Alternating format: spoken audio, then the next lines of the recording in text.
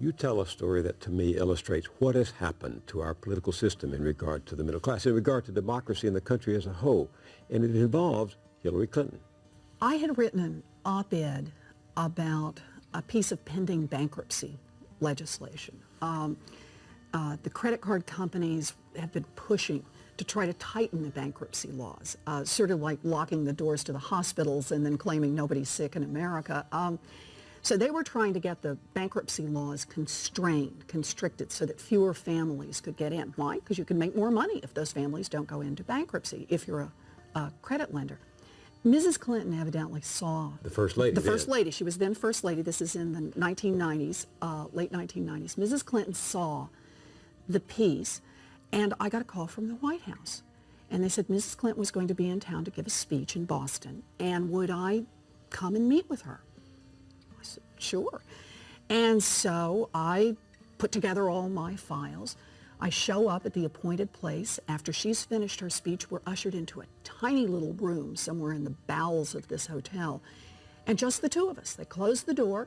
Mrs. Clinton sits down. We have hamburgers and French fries. And you tutor her. And she says, tell me about bankruptcy. And I got to tell you, I never had a smarter student. Quick, right to the heart of it. I go over the law. It's a complex law. Went over the economics, showed her the graphs, showed her the charts, and she got it. Within 20 minutes, she could play where the rest of it would come. Well, then that will mean this part's happened. That will mean this has happened. I said, yes, that's right. And at the end of the conversation, Mrs. Clinton stood up. She said, let's get our picture taken, which we did.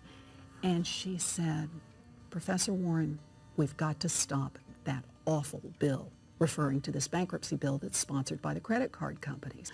And when Mrs. Clinton came back with a little better understanding of how it all worked, they reversed course, and they reversed course fast. And indeed, the proof is in the pudding.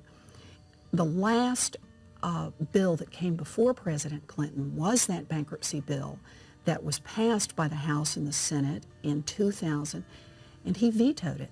And in her autobiography, Mrs. Clinton took credit for that veto, and she rightly should. She turned around a whole administration on the subject of bankruptcy. She got it. And then?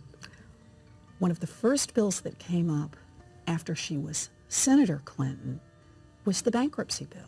This is a bill that's like a vampire. It will not die, right? There's a lot of money behind it. And the bill her husband had vetoed. Her husband had vetoed it very much at her urging. And?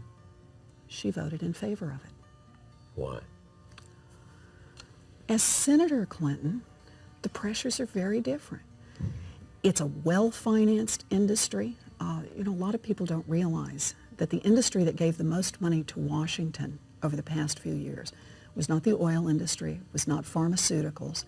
It was consumer credit products. Those are the people, the credit card companies have been giving money, and they have influence. And Mrs. Clinton was one of them as senator. Yeah. She has taken money from the groups, and more to the point, she worries about them as a constituency. So what does this mean, though, to these people, these millions of people out there whom the politicians cavort in front of as favoring the middle class, and then are beholden to the powerful interests that undermine the middle class? What does it say about politics today? This is the scary part about democracy today. We're talking again about the impact of money.